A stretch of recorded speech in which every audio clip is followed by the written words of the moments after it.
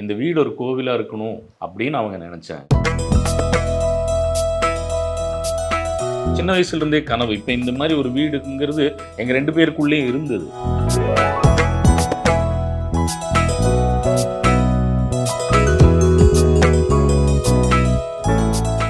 ஆச்சி மசாலா எந்த சமையலும் ருசி தேடும் ரகசியம் 20 ரூபாய். கிரியாஸின் அதிரடி ஆடி சேல் 70% வரை தள்ளுபடி. கிரியாஸ், இது நம்ம ஃபேமிலி. மருத்துவம் முதல் பொறியியல் வரை உங்கள் கனவுகளுக்கு சரியான முகவரி Indira group of educational institutions. Call 9841385858. நம்ம ஸ்ட்ரகிள வந்து நம்ம குழந்தைங்களுக்கு சொன்னா போதுங்கிறது தான். தேவதை வம்சம் நீயோ. சாமி கும்பிடும் போதெல்லாம் நான் அந்த கிருஷ்ணனை பார்க்கும்போது நினைப்பேன், உன்னை நான் இப்படி போய் வச்சிருக்கேனே இந்த மாதிரி ஒரு இடத்துல, உன்னை அழகா கொண்டு போய் ஒரு கோவில் மாதிரி ஒரு இடத்துல கொண்டு போய் வைக்கணும். இங்க நிறைய வந்து இந்த Amazon, Flipkart அவங்க கிருஷ்ணர் கோவில் வந்தோடனே கிருஷ்ணர் என்ன கோவிலுங்களா இது அப்படிதான் ஃபர்ஸ்ட் கேட்பாங்க.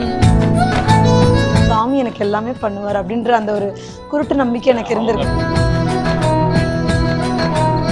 ஸ்பிரிச்சுவல் பர்சன் இவங்க தான். டெய்லி இப்படிதான் இருக்கும்.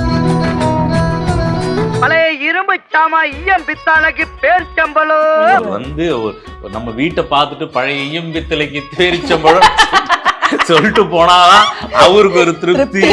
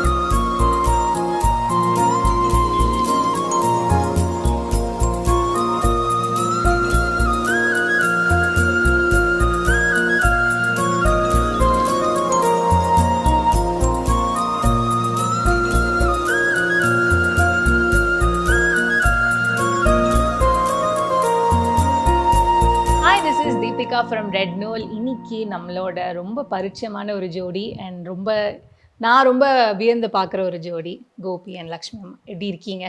வணக்கம் மேம், நல்லா இருக்கும். So happy to C and so welcoming. நீங்கள் 2 பேருமே நாட் எவ்ரிபடி அந்த மாதிரிலாம் இருக்க மாட்டாங்க அப்படின்னு. ஏன்னா இப்போது ஒரு மாதிரி இந்த நெகட்டிவ் உலகத்தில் பாசிட்டிவான பீப்புளை பார்க்குறதே வந்து ரொம்ப ஆச்சரியமாக இருக்குது. அதில் நீங்கள் 2 பேர் இருக்கிறதுல வந்து ஐம் வெரி வெரி ஹாப்பி. ஏன்னா நீங்கள் நிறைய இடத்துல சொல்லியிருக்கீங்க, பல கஷ்டங்களை தாண்டி வந்து இந்த வீடு கட்டுறது வந்து ஒரு சாதாரண விஷயம் இல்லை அப்படின்ட்டு. நம்மளுக்கான ஒரு உலகம், நம்மளுக்கான ஒரு இடம் அப்படின்ற மாதிரி வந்து நடக்குது. நான் அப்படி கொஞ்சம் அவங்கள ரீவைண்ட் பண்ணி கொண்டு போகலாம் அப்படின்ட்டு தான் வந்து இந்த மேஜராக இந்த இன்டர்வியூ அப்படின்ட்டு. பிகாஸ் இந்த ஸ்ட்ரகிள்ஸ்லாம் என்னைக்காச்சும் ஒரு நாள் நம்ம வந்து நினச்சி பார்ப்போம், இவ்வளோ தூரம் கடந்து வந்திருக்கோமேன்ட்டு. அதை நீங்களும் எனக்கு அது நினச்சி பார்த்துருக்கீங்களா, பின்னாடி திரும்பி பார்த்துட்டு இவ்வளோ தூரம் வந்துட்டோம்ல நம்ம அப்படின்ட்டு? எங்களுக்கு அது ஒரு ஆச்சரியம் தான். அது அடிக்கடி தோணும் கண்டிப்பா. ஏன்னா அவ்வளோ ஸ்ட்ரகிள் பண்ணியிருக்கோம்னா கண்டிப்பா அது ஞாபகம் வந்துட்டே தானே இருக்கும். நம்ம ஸ்ட்ரகிளை வந்து நம்ம 3வது மனுஷங்களுக்கு சொல்லணுங்கிற அவசியம் இல்லை. நம்ம குழந்தைங்களுக்கு சொன்னால் போதுங்கிறது தான் என்னுடைய கருத்து. எப்பவும் அதை பார்க்கணுன்னு இல்லை, எதுவுமே வந்து ரொம்ப ஈஸியாக கிடச்சிடாது. எப்பவுமே நான் எவ்வளோ கஷ்டப்பட்டேன் தெரியுமா, நான் எவ்வளோ பார்த்தேன் தெரியுமா, அது சொல்ல வேண்டிய அவசியம் இல்லைன்னு நான் நினைக்கிறேன். அது இல்லாமல் கஷ்டப்படாமல் வாழ்க்கையில் எதுவுமே கிடைக்காது.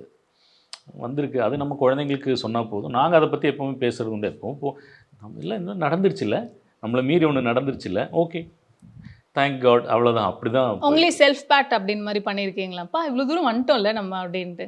வருவோன்றது எனக்கு கான்ஃபிடென்ட் ரொம்ப இருந்திருக்கு. அவரு இடையில நம்ம பண்ணுவோமா இது பண்ணுவோமா அப்படிலாம் ஒரு டவுட் வரும் அவருக்கு. பட் எனக்கு அது என்னன்னு தெரியல, ஒரு குருட்டு நம்பிக்கை எனக்கு எப்பவுமே, சாமி எனக்கு எல்லாமே பண்ணுவார் அப்படின்ற அந்த ஒரு குருட்டு நம்பிக்கை எனக்கு இருந்திருக்கு. அப்படி நினைக்கிறாங்க. அது எனக்கு பொறுத்த வரைக்கும் இந்த வளர்ச்சி இல்லை, நம்ம இதுக்காக வரலைங்கிறது எனக்கு நல்லா புரியுது. ஒரு வீட்டோடையோ அல்லது வந்து ஒரு கார் வாங்குறதுனாலையோ அது இல்லை நம்மளுடைய வளர்ச்சி. நாம் எதை நோக்கி பயணிக்கிறோமோ அந்த வளர்ச்சியில் நாம் உச்சம் தொடருமா அல்லது அது மேலே வளரணுமாங்கிறது தான் என்னை பொறுத்த வரைக்கும். அது நான் இன்னும் அச்சீவ் பண்ணல. ஆனால் சின்ன உலகம் தான், அவரு கொஞ்சம் வேற மாதிரி, அவ்வளோதான் டிஃப்ரெண்ட். எனக்கு வந்து ரொம்ப ஒரு மாதிரி கஷ்டமாக இருக்கும். என்னென்னா இன்டர்வியூ எல்லாம் கேட்கும்போது எனக்கு ஒரு மாதிரி நெருடலாக இருக்கும். எம்எல்ஏ எனக்கு வந்து ஒரு கான்ஃபிடென்ஸ் இல்லாத ஒரு தன்மை ஒரு, ஏன் நம்மக்கிட்ட இன்டர்வியூ கேட்குறாங்க, நம்ம என்ன பண்ணிட்டோம் எப்பவுமே அப்படியே அந்த மைண்ட்லேயே இருக்கும். நமக்கு இல்லை, நம்ம போக வேண்டிய தூரம் நிறைய இருக்குது அப்படிங்கிற அந்த ஸ்மாலஸ்ட் அச்சீவ்மெண்ட் தானே சார். இல்லை நம்ம அதோட ஸ்டாப் பண்ணிடக்கூடாது. இல்லை நம்ம அடுத்ததுன்னு போயிட்டே இருக்கணும்ல. நம்ம இதுதான் அப்படின்னு உட்கார்ந்துடக்கூடாது. ஆர்டிஸ்ட் எப்பவுமே இப்படிதான் இருப்பாங்க, சாட்டிஸ்ஃபைட் ஆகாது. அது எல்லா ஃபீல்ட்ல இருக்க ஆர்டிஸ்டுமே புரியுது. இல்லை நமக்கு அது தெரியும் இல்லையா, நம்மளால வந்து ஒரு விஷயம் பண்ண முடியும் அப்படிங்கிற ஒரு விஷயம் இருக்கும். அது தோதா அமையாது. பல நேரங்களில் நம்ம ஒரு சாதாரண வாழ்க்கைக்குள்ளே உட்பட்டுருவோம். கமிட்மெண்ட்டுன்னு ஒரு விஷயம் உண்டு, அதுக்குள்ளேயும் நம்ம போக வேண்டியதாக இருக்கும்.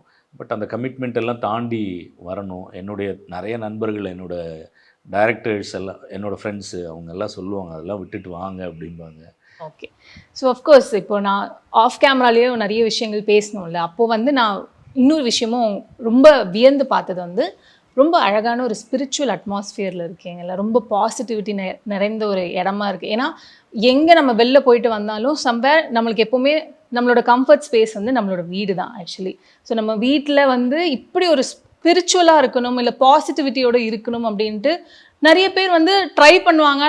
அது பண்ண முடியாது, சிட்டியில் வாழ்ந்துட்டுருக்கோம், அதெல்லாம் பண்ண முடியாது. பட் ஆனால் இங்கே சம்வேர் எங்கேயோ நீங்கள் தூரமாக இருக்கீங்க, நல்லா சந்தோஷமாக அப்படின்ட்டு இருக்கு. சிட்டிலேருந்து வெளியில் இப்போ ஒன்றும் கூட இல்லை, நான் வண்டியிலேருந்து இறங்கும்போது பேர்ட் சவுண்ட்லாம் கேட்டிருந்தேன். நான் கடைசியாக கேட்டது மாதிரி தான் யோசிச்சுட்டு இருந்தேன். ஸோ இந்த ஸ்பிரிச்சுவலான ஒரு பிளேஸ்ன்னு இருக்கும்போது நீங்கள் 2 பேர் எவ்வளோ ஸ்பிரிச்சுவலான பர்சன், அண்ட் இந்த வீடு ஏன் அந்த மாதிரி அமைக்கணும்னு நீங்கள் நினச்சிங்க? இல்லை, அதுக்கு காரணம் அவங்க தான். நான் ரொம்ப பெரிய ஸ்பிரிச்சுவலான ஆள் அப்படின்னு இல்லை, நான் சாதாரண யதார்த்தமான ஒரு ஸ்பிரிச்சுவாலிட்டி தான் எனக்குள்ள இருக்கு. வேணும்னா வேணும், வேண்டாம்னா வேண்டாம். பல நேரங்களில் திட்டுவேன். அது அப்போ ஸ்பிரிச்சுவல் பர்சன் இவங்க தான். இப்போ ஏன் இந்த வீடு அப்படி இருக்குது அப்படின்னு கேட்டிங்கன்னா, இவங்க எண்ணம் போல் வாழ்வுன்னு ஒன்று இருக்குது. நீங்கள் என்னவா நம்ம நினைக்கிறோமோ அந்த மாதிரி இந்த வீடு ஒரு கோவிலாக இருக்கணும், அப்படி தான் இருக்கணும் அப்படின்னு அவங்க நினச்சாங்க. அதுதான் அவங்க செய்கிறாங்க. நேற்று வந்து ஒரு பெரிய இடத்துலேருந்து ஒருத்தங்க வந்திருந்தாங்க, ஒரு நம்மளை பார்க்குறதுக்காக வந்திருந்தாங்க. அவர் வந்தோடனே, என்ன கோபி வீடு கோவிலா இது அப்படின்னா, அப்போ அதுதான் நமக்கு வந்து அது ட்ரீம் பண்ணி அது அப்படியே ஆயிடுச்சு அப்படிங்கறத உண்மை. ஆக்சுவலி இங்க நிறைய வந்து இந்த அமேசான், ஃபிளிப்கார்ட், இந்த போஸ்ட் இதெல்லாம் அவங்க கிருஷ்ணர் கோவில் வந்தோடனே, கிருஷ்ணர் என்ன கோவிலுங்களா இது அப்படிதான் ஃபர்ஸ்ட் கேட்பாங்க. அதுக்கு வந்து என்ன காரணம் அப்படின்னு கேட்டிங்கன்னா, இவங்க அந்த ஸ்பிரிச்சுவாலிட்டியோட அந்த சிரத்தையோட அது பண்றதுனால வீடும் நமக்கு அது அதே மாதிரியே தெரியுது. அது பெரிய விஷயம் தான். என்ன சொல்றீங்க? இப்போ நம்ம வந்து எப்படி சொல்றது, அப்படியே பக்திகரமா அப்படி இருக்கணும் அப்படின்னு இருக்கிறது இல்ல ஒரு இது. அது ஏன் அப்படி வருது அப்படின்னா நமக்கு நிறைய விஷயம் நடந்திருக்கும், அதனால தானே நமக்கு ஒரு பிலீவ். ஆனா இந்த இடத்துல ஒன்று இது வந்து தயவு செய்து எதுவும் மிகைப்படுத்தப்பட்ட எனக்கு அது ரொம்ப கஷ்டமா இருக்கு அப்படி சொல்றது. யதார்த்தமாவே அவங்க அப்படிதான், சின்ன வயசுல இருந்தே அப்படிதான். அதனுடைய வெளிப்பா இப்ப நமக்குன்னு ஒரு விஷயம் கிடைக்குது. கண்டிப்பா இது வந்து சின்ன வயசுல இருந்தே கனவு. இப்ப இந்த மாதிரி ஒரு வீடுங்கிறது எங்க 2 பேருக்குள்ளேயே இருந்தது. அப்ப இந்த வீடு வந்து ஒரு கோவில் மாதிரியே இருக்கணும்னு இவங்க மைண்டுக்குள்ளே இருந்தது. அப்ப அது எதனால அப்படி தோணுச்சுன்னா, நாங்க இதுக்கு முன்னாடி இருந்த ஒரு ஓன் ஹவுஸ் இருந்தது. ஸோ அப்போ போய் சாமி கும்பிடும் போதெல்லாம் நான் அந்த கிருஷ்ணனை பார்க்கும்போது நினைப்பேன், உன்னை நான் இப்படி போய் வச்சிருக்கேனே இந்த மாதிரி ஒரு இடத்துல, உன்னை அழகா கொண்டு போய் ஒரு கோவில் மாதிரி ஒரு இடத்துல கொண்டு போய் வைக்கணும். நான் அது ஒரு நாள் அந்த விளக்கேற்றும் போது நான் அதை ஃபீல் பண்ணியிருக்கேன். நம்ம இருக்க மாதிரியே தானே சாமியும், அவங்கள அழகா வச்சுக்கணும்ல, அப்படி அந்த மாதிரி ஒரு ஃபீல் இருந்துகிட்டே இருக்கும் எனக்கு. உன்னை நான் எங்கேயாவது அழகான ஒரு இடத்துல கொண்டு போய் வைக்கணும் அப்படின்னு நினச்சிட்டு அந்த இடம் கோவில் மாதிரி உன்னை வச்சிருக்கணும். இப்படி நான் ட்ரீம் பண்ணி இப்போ ஆக்சுவலி இந்த வீடு கட்டின ஆர்கிடெக்ட் அங்கிள் கூட சொல்லுவாங்க, எவ்வளவோ வீடு நான் வந்து கட்டியிருக்கேன், அதெல்லாம் வீடாக தான் இருந்திருக்கு, ஆனால் நான் கட்டின வீட்டை நீங்கள் கோவில் ஆக்கியிருக்கீங்க, அது நீங்கள் பண்ணது அது அப்படின்னு சொல்லுவார். அது நம்ம வேணும்னே கொண்டு வந்து ஒரு அழகான விஷயங்களை வைக்கிறதல்ல ஒரு வீடுன்றது. அது சார் சொல்லு இல்ல, அது நான் சொல்றேன் அது வீடை வந்து நம்ம கொண்டு வந்து ஒரு கிருஷ்ணனையோ ஒரு சிவனையோ கொண்டு வந்து வச்சு வந்துடாது பாசிட்டிவிட்டின்றத நான் நினைக்கிறேன். சும்மா ஒரு அலங்கார பொருள் இல்ல. இது ரெட் நூல்.